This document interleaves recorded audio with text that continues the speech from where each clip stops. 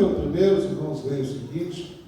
E assim estes, está falando de alguém, enviados pelo Espírito Santo, desceram a Seleucia e dali navegaram para Chipre. E chegaram a Salomão, anunciaram a palavra de Deus nas sinagogas dos judeus. E tinham também a novo imperador. E havendo atravessado a ilha até Páfos, acharam certo judeu, ele era judeu, mágico, falso profeta, chamado de quem, irmãos? Bar Jesus. Vai lá, 7.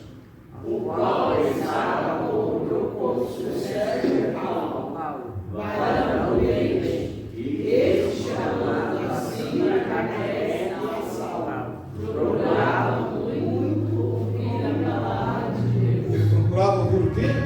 A palavra. Mas existia Elimas, o encantador, porque assim se interpreta o seu nome, procurando apartar da fé o procônsul.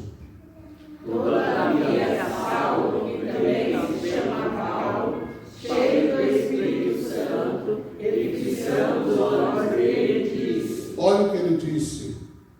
Lembra-se que o nome dele é filho de Jesus. Jesus, filho.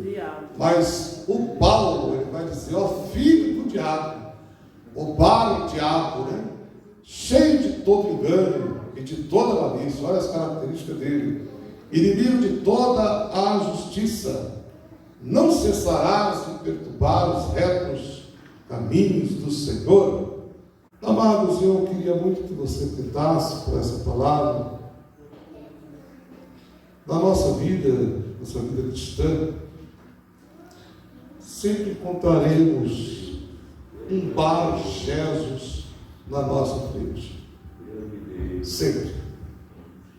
Você sempre vai encontrar um filho de Jesus na sua frente. Pastor, eu não quero encontrar esse Bar Jesus dia nenhum. Então você não faça nada com Jesus. Você só vai encontrar ele se você fizer alguma coisa para Jesus. Meu Deus. Se você quiser ter uma vida tranquila, sem nenhum problema, o inferno, você não faça nada para o céu. Porque quando você disser, quero fazer, eu vou fazer, então vai aparecer o Bar Jesus para te atrapalhar a sua vida.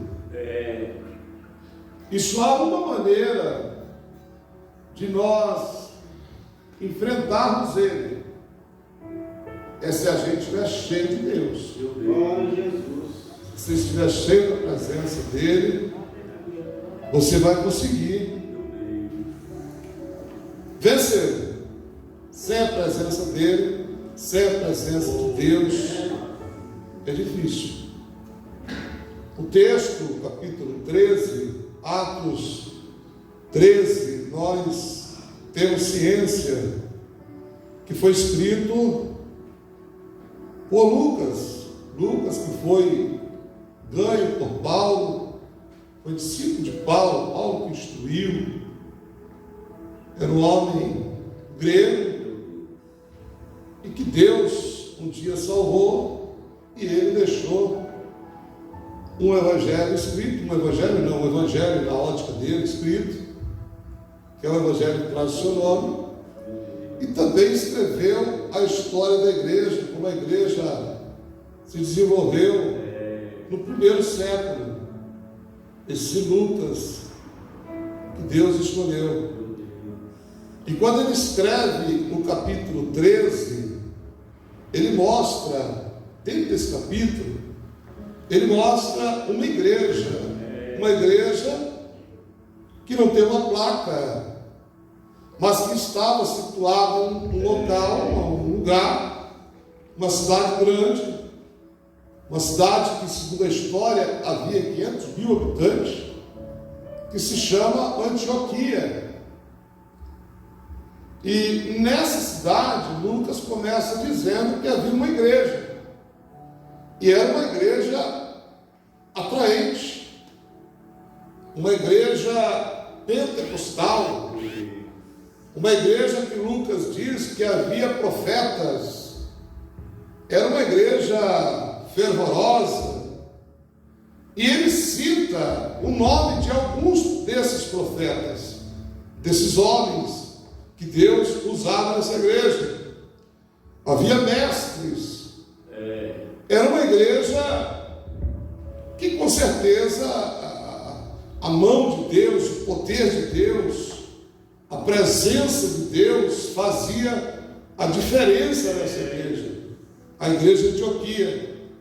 E ele cita alguns nomes. Eu queria que você colocasse o versículo primeiro, só para nós termos como ponto de partida, para falarmos o que aconteceu no capítulo 6, capítulo 4 ao 6. Olha só, havia ali alguns, não eram muitos, havia alguns profetas, havia ali alguns doutores, e aí ele cita o nome, porque na história ele descobre quem são.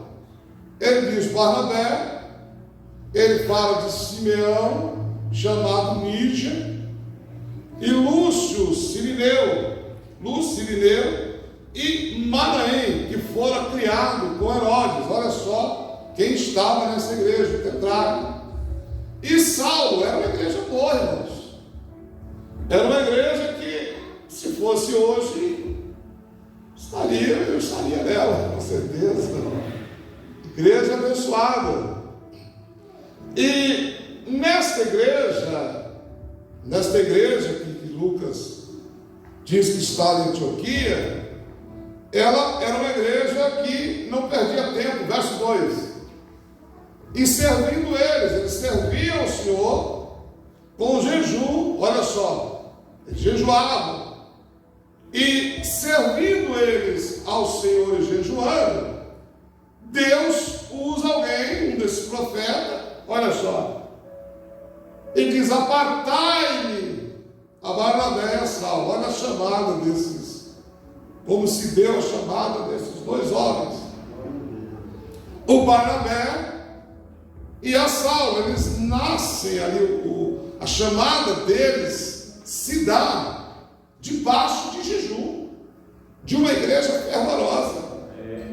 Imagina como este Saulo, esse princípio do seu ministério, ele começa debaixo do fogo, do poder, da graça, da unção de Deus. E eles são separados, os dois são separados para uma obra específica, uma obra que eu os tenho chamado, uma obra específica. E o verso 3: então, olha só, jejuando, e veja que não é só o jejum.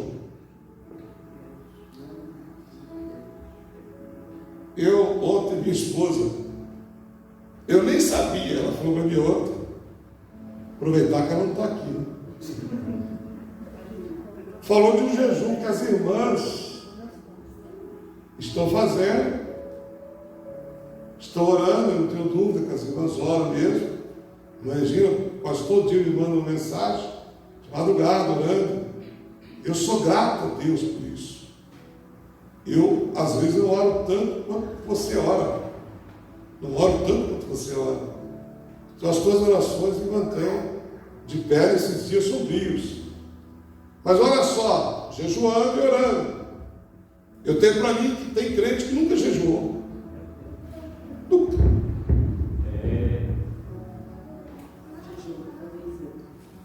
Será que eu estou falando verdade?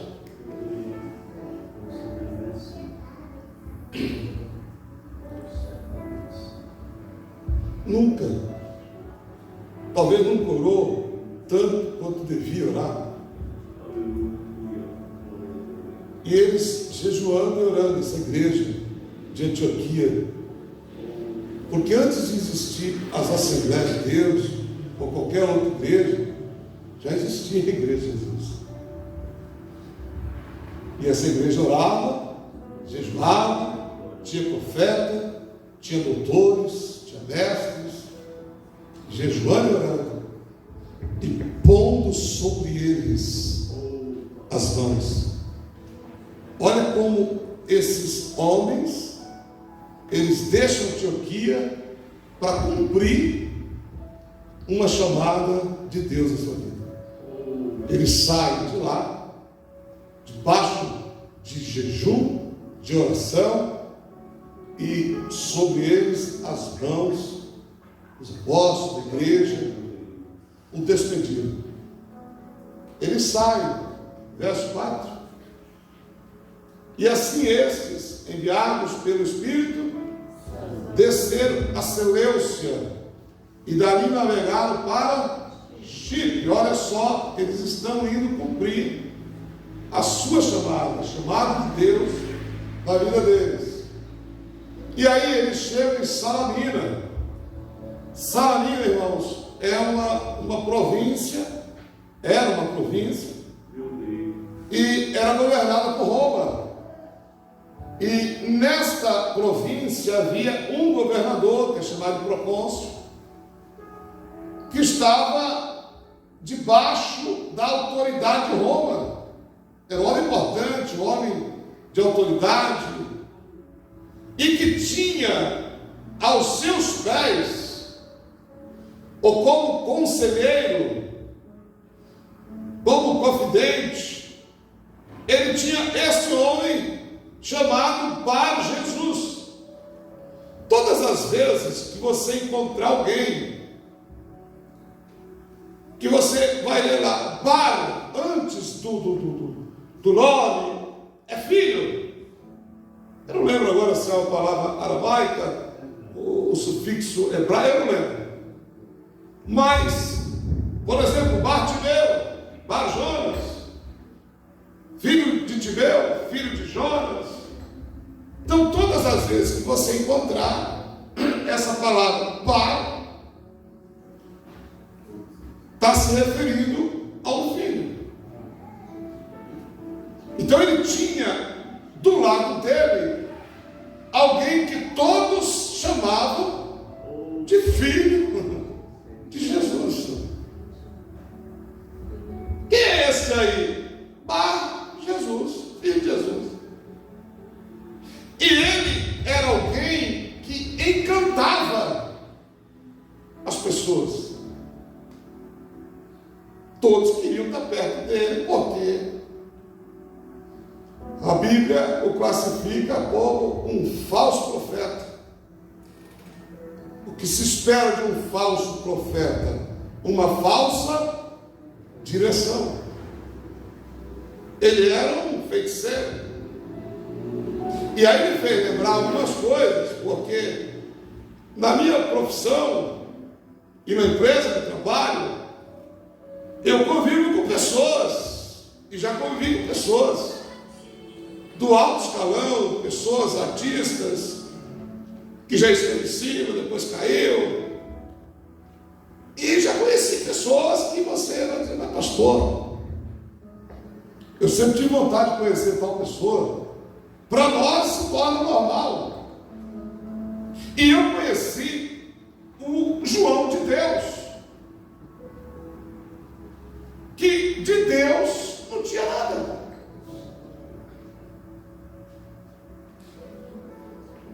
A apresentadora mais famosa dos Estados Unidos e mais bem paga veio no Brasil para o entrevistado. Quando aconteceu o que aconteceu, que todos vocês devem saber, ela apagou todas as fotos que tinha com ele e disse: de Deus ele não tem nada.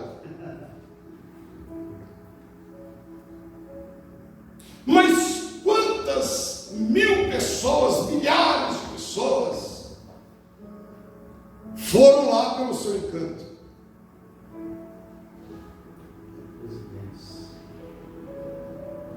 Quantas?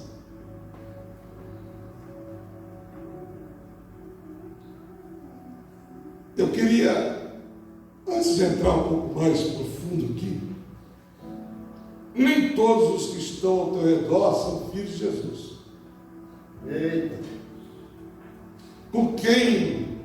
Cuidado com quem você se aconselha. É conselho ou aconselha? Se aconselha. Cuidado com quem você pede para pôr as mãos na tua cabeça e orar por você. Cuidado. Cuidado com quem você conversa. Porque eu queria muito que você entendesse o que eu vou passar para você aqui hoje. Porque a Bíblia, ela é clara em dizer o seguinte: não se conhece a árvore pelos frutos.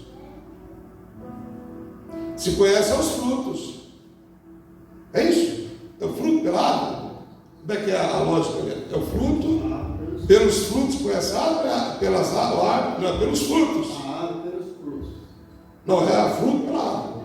Mas você conhece a árvore pelo fruto? Pelo fruto que ela dá. Isso. Me desculpa, é isso? É. E tem árvore que é muito bonita. Exatamente. Então toma cuidado aonde você está indo.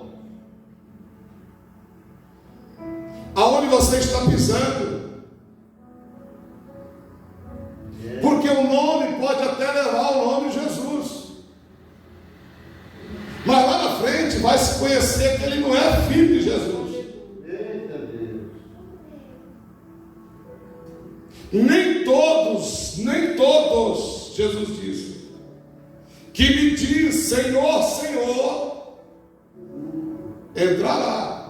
Eita. Ele tem um nome bonito. E Paulo chega lá, Salamina. E Paulo anunciava a palavra de Deus nas sinagogas dos judeus. E esse homem, ele era judeu. Ele tinha uma descendência. Conhecia os princípios da lei. Ele sabia quem era Deus. Ele conhecia. Ele sabia quem era Abraão, Isaac e Jacó. Ele conhecia a história. Mas ele é um falso profeta. É alguém que você procura uma saída e ele te soca mais no buraco. Sem que você perceba. Sem que você enxergue. Ah, esse homem é de Deus. Será que é de Deus? Eita. Essa mulher é uma mulher de Deus. Será que era de Deus? Pastor, eu vi ele rodando e pulando. É de Deus? Então eu não sou de Deus, porque raramente eu pulo. Até porque eu não consigo mais.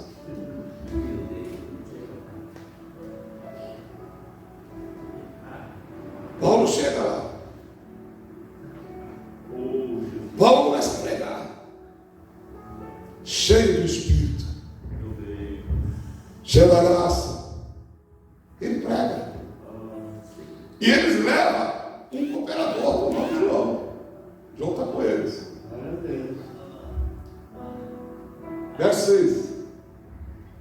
E havendo atravessado a ilha até Pafos, acharam esse judeu.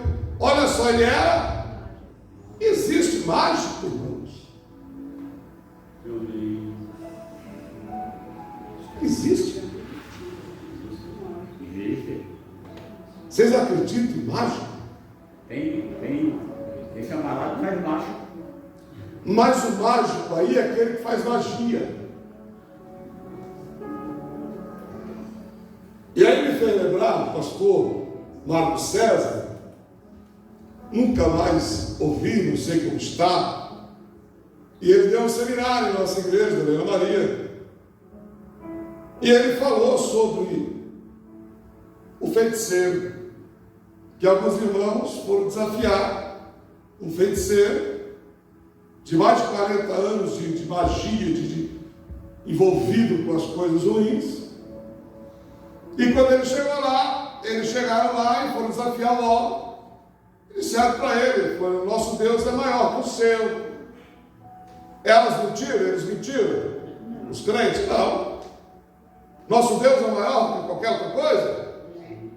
O problema não é ele ser menor, mas é como eu vejo.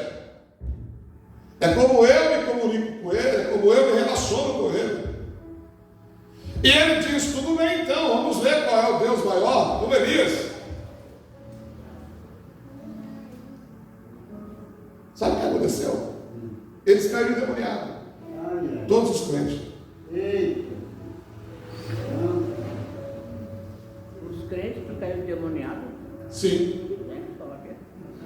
Nunca viu, não? Pois ele fez um outro negócio e tirou os demônios.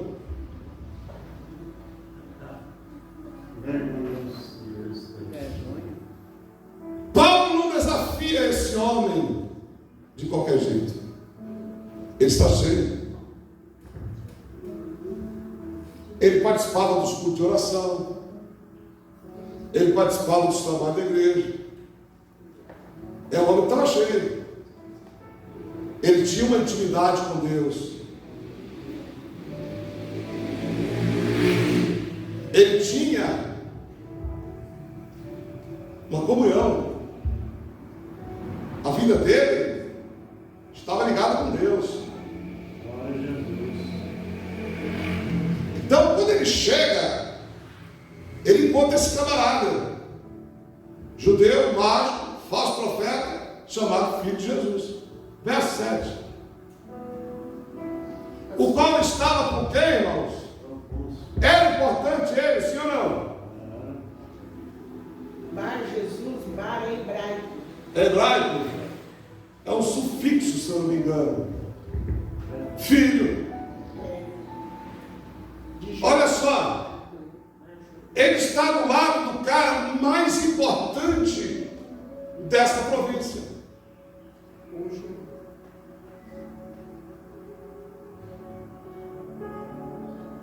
Agora olha só, irmãos, a característica dele e a característica do Sérgio Paulo. Vamos ler? 1, 2, 3. Paulo estava no propósito do Sérgio Paulo, para o dente, este chamando assim Barnabé, procurava muito ouvir a palavra de Deus. Ele procurava muito ouvir a palavra de Deus. Eu listei aqui algumas das artimanhas ou estratégias de Satanás para nos afastar de Deus ou de tudo aquilo que é de Deus. Porque tudo aquilo que é de Deus, quando você não reconhece que é de Deus, não atribui a Deus, alguma coisa está errada. E uma das estratégias dele é de nos afastar. E como cristão, irmãos, olha só, eu queria que você colocasse isso na sua mente. Como cristão é fundamental que estejamos cientes, porque a Bíblia, ela diz isso, estejamos cientes da existência de um inimigo que é real, não é fictício. Ele é real. E eu vou mostrar para você como ele age. Esse Bar Jesus, ele morreu, mas o espírito que agia nele não morreu. Ele continua afastando as pessoas da verdade. Esta falsa liberdade, esta falsa teologia. O Elimas, o Bar Jesus morreu, mas o espírito dele está aí. A única criança que duas crianças, a filha do Oséias, que já não lembro o nome, a Sofia e a da Nancy. A Sofia já está na escola. O Bar Jesus está lá, o espírito dele está lá na escola. está na empresa que você trabalha, está na escola que você estuda, está no mercado que você entra para comprar alguma coisa, está na rua que você caminha, está de repente aí do teu lado, na vida dessa pessoa que está do teu lado, talvez. Está. O Espírito dele está afastando as pessoas da fé. Então esse inimigo, ele é real. E a gente está vivendo esses dias que eu chamo os últimos dias da igreja, e eu estou vendo que não está tendo mais espaço para a gente, para a igreja. As leis que estão sendo criadas, Cristina, estão te oprimindo, ou te comprimindo, eu não sei qual é a palavra correta, para que você não fale, para que você não pregue. Falam-se em Esther, Líbia, homens que você conhece, que você admira, não aceita mais a verdade como ela é. O espírito dele está aí. E como é que ele faz? A primeira coisa, olha só, eu listei 6, tomara que eu consiga falar comigo que não vai dar. E ele é conhecido por vários nomes: Satanás, Lúcifer, Beelzebul, o diabo, e assim vai. A primeira coisa que ele coloca na mente dessas pessoas é a dúvida. O que é uma dúvida? Uma dúvida é quem será. A dúvida é uma das principais estratégias de Satanás para nos afastar da verdade e da vontade de Deus. Pastor, me mostra isso. Gênesis capítulo 3. Ele convenceu a Eva a questionar a instrução de Deus. Eva. Olha, mas Deus falou assim.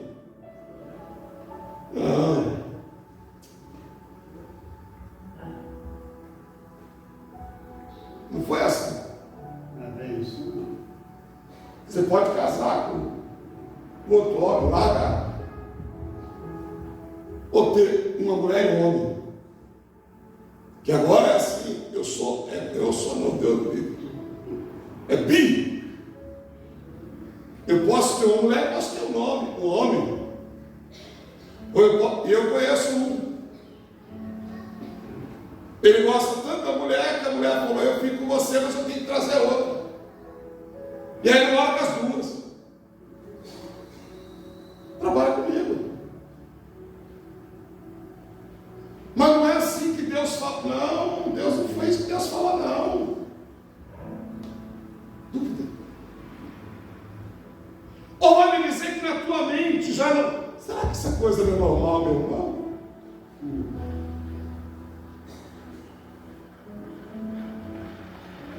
Será que essa igreja...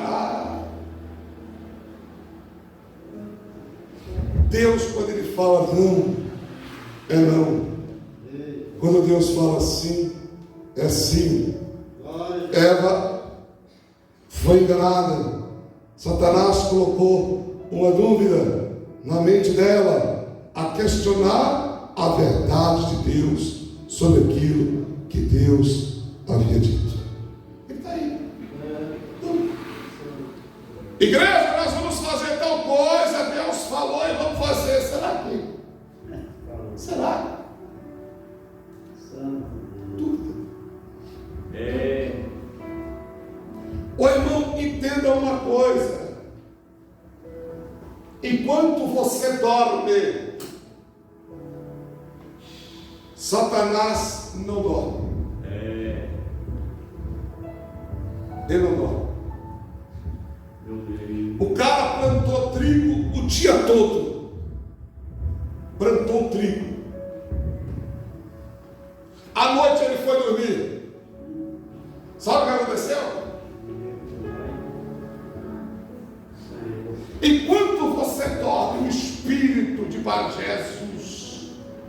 está agindo. Santo Deus. Quando ele acorda, ele diz: espera aí, onde eu errei? Qual foi a teologia que eu errei? Onde eu errei? Quem é que plantou? Eu não plantei joio, eu plantei trigo. O meu filho, ele era crente. O meu esposo era crente, a minha esposa era crente, aquela igreja era fervorosa. O que aconteceu? De trigo, o joio está lá. Era o Pentecostes. O que é o joio? O que houve? Enquanto você dormia, o inimigo foi lá à noite e semeou o joio. Vamos arrancar? Não. Agora é tarde. Não dá. Deixa aí. Meu filho era crente, entrou na faculdade e dizia: ó, virou um cético. O que houve? O Espírito do Bar Jesus. Estava lá. Esquece esse negócio de crente. Esquece esse negócio de igreja. Esquece esse negócio de oração. Isso é conversa, isso é coisa de débil. Afastando, colocando dúvida.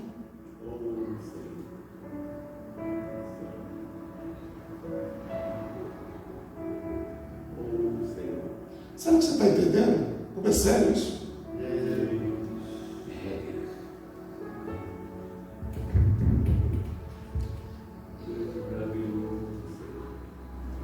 Quando a gente permite que a dúvida tenha espaço em nossas mentes, começamos a questionar nossas crenças, aquilo que eu acredito, aquilo que eu tenho certeza, começa a não ter mais certeza. O que ele fazia? Paulo pregava, porque ele era encantador, ele tinha uma boa dicção, uma oratória. Enquanto Paulo pregava, porque ele queria ouvir o que Paulo falava, o Evangelho. Você conhece o crente cheio quando se depara com o Elimas, com o Bar Jesus, que está cheio de Satanás na vida, mas reconhece que quem está na sua frente está cheio de alguém que é maior do que aquele que está nele. Nenhuma dúvida. O crente cheio, ele não entra em dúvida, ele não tem dúvida, porque é o Espírito que age na vida dele. Deus, já estou encerrando, não vai dar para falar todo. Segundo, distorce a verdade de Deus. Nós já falamos. Deus falou uma coisa, Satanás diz: não é assim não. E é o que está acontecendo hoje. Os grandes debates que a gente vê acontecendo no rádio, na TV. Terceira coisa, ele procura dividir, divisões, conflitos. É isso que ele procura fazer. Lançar divisões no meio do povo. E ele é um mestre em semear discórdia. Que é isso que ele vai fazer. Vai tentar distorcer tudo que Paulo falava. Vai tentar criar uma divisão entre os dois, para que ele não conheça ou ele não tenha o acesso à verdade que liberta. Que liberta. É isso que ele fazia. Eu vou dividir. E Jesus deixou claro no capítulo 12 de Mateus que nenhuma casa dividida ela pode permanecer em pé. E ele, como mestre, ele vai tentar fazer isso. De que forma? Distorcendo, criando divisões, opiniões políticas. Quantos crentes brigando por causa de política? Ele é político. Você nunca vai me ver, irmão, brigar por essas coisas. Nunca. Se você perguntar para mim no particular, opinião, eu vou conversar com você. Sou lulista? Nunca. Bolsonaro? Nunca. O que o senhor é? Sou crente. Cidadão brasileiro, que paga meus impostos, caro. E vou vivendo. Mas quer discutir? A gente discute. Num bom sentido. Mas o senhor não é esquerda, não sou esquerda. E direita, muito menos. O que o senhor é? Crente. Sou crente. Obedeço o meu guia, meu mestre, meu pastor, meu líder. Obedeço. Porque eu tenho para mim que ele é o meu pastor e ele está me direcionando. Mas quantas pessoas se dividiram aqui? Eu tive que intervir aqui. Ora, é isso, irmãos. E aí? Discórdia.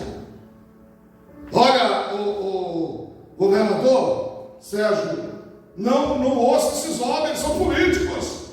Eles são da esquerda, são da direita, são sei lá de onde eles são. Não ouça esses homens. Era isso que ele fazia. Desviava o governador da fé. Isso que ele fazia. Discórdia. Quarto ponto. Lembra da parábola? Uma semente e alguns solos. Teve uma semente que caiu, cresceu rápido, sim ou não?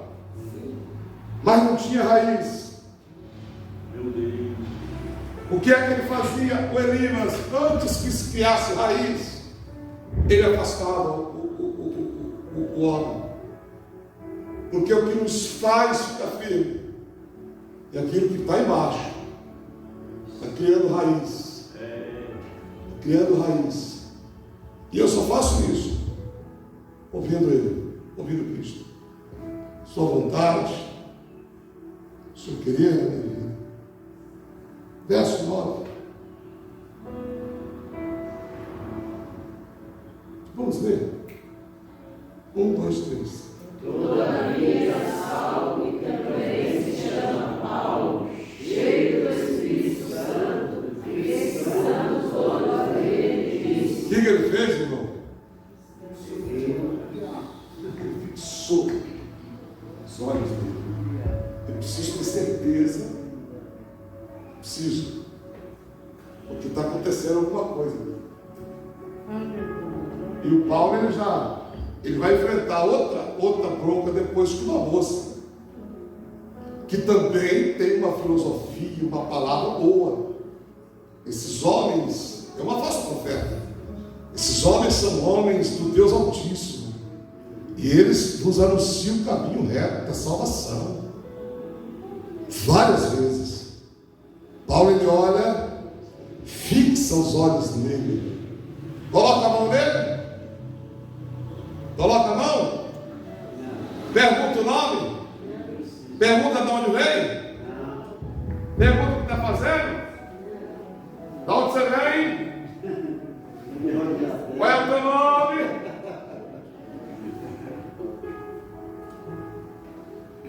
Conversando com o diabo. Quem quer conversar? Você quer conversar com o diabo, irmão? Lá no Munhoz, uma moça, já contei isso aqui, aí desce o presbítero, 2 presbíteros. Põe a mão para trás. Vai para seu nome. Irmão, eu fiquei tão irado que eu quase puxei o demônio deles. Um culto abençoado, o demônio se manifestou. E é ruim quando isso acontece. Porque o culto quebra aquela essência, aquela coisa gostosa do culto. E eu desci e falei: irmãos, pelo amor de Deus, expulsa logo esse demônio, não fica conversando com o demônio, ninguém quer saber a biografia do cara, desgraça, do garoto. Expulsa o demônio. Paulo não pergunta, ele diz: ó filho do diabo. Estão dizendo que você é filho de Jesus, mas eu digo que tu é filho do diabo. cheio de todo engano, de toda malícia, inimigo de toda a justiça. Olha as características dele: inimigo de toda a justiça, não cessarás de perturbar os retos caminhos do Senhor. O que a gente está vendo hoje? Que aquilo que Deus criou, estão tentando perturbar, estão tentando destruir. Aí diz o seguinte: vamos reescrever porque está errado. Perguntaram para mim: pastor, o senhor, se a lei disser que o senhor tem que abençoar, eu não abençoo. Mas o senhor vai preso, que eu vá preso.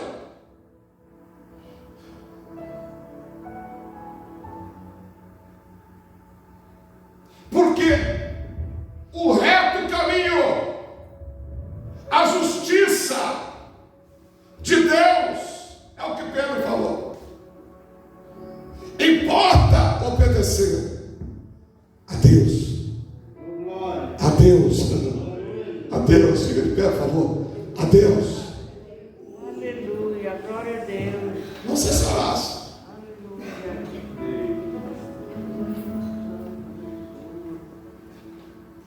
O caminho de Deus é um caminho reto. Glória a Jesus. Olha a sentença, verso 11. Eis aí, pois. Vamos ler? 1, 2, 3.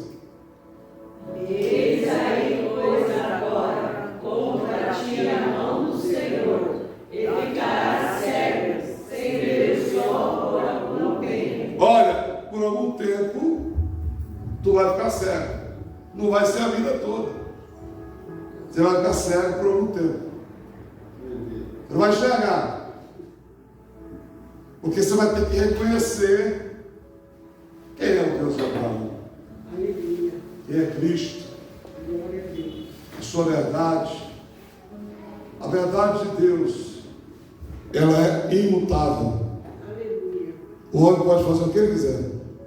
A verdade de Deus, ela é imutável. O que ele determinou está determinado. Não é Satanás que vai mudar aquilo que Deus disse que é. A escuridão e as trevas caíram sobre ele. E andando lá, olha só, o homem que enganava, ele precisa de alguém agora.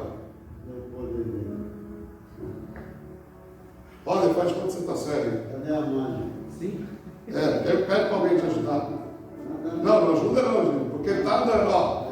E ele buscava quem? Como é que ele busca se não tem ninguém? Tá certo? Como é que eu busco se eu não tenho ninguém? Mas é um tempo para você reconhecer quem é Deus e o que é servir a Deus verdadeiramente. Que Deus te abençoe. Não dá para falar as outras características, mas que Deus te guarde, que Deus te livre desse espírito que tenta afastar você, o seu filho, a sua família, a sua casa, de tudo aquilo que Deus santificou, de tudo aquilo que é de Deus. Que Deus te guarde. Porém, se você se deparar com Ele, esteja cheio da presença de Deus, para dizer como Paulo disse, vai ficar cego e feliz. Você não vai enxergar, porque Deus é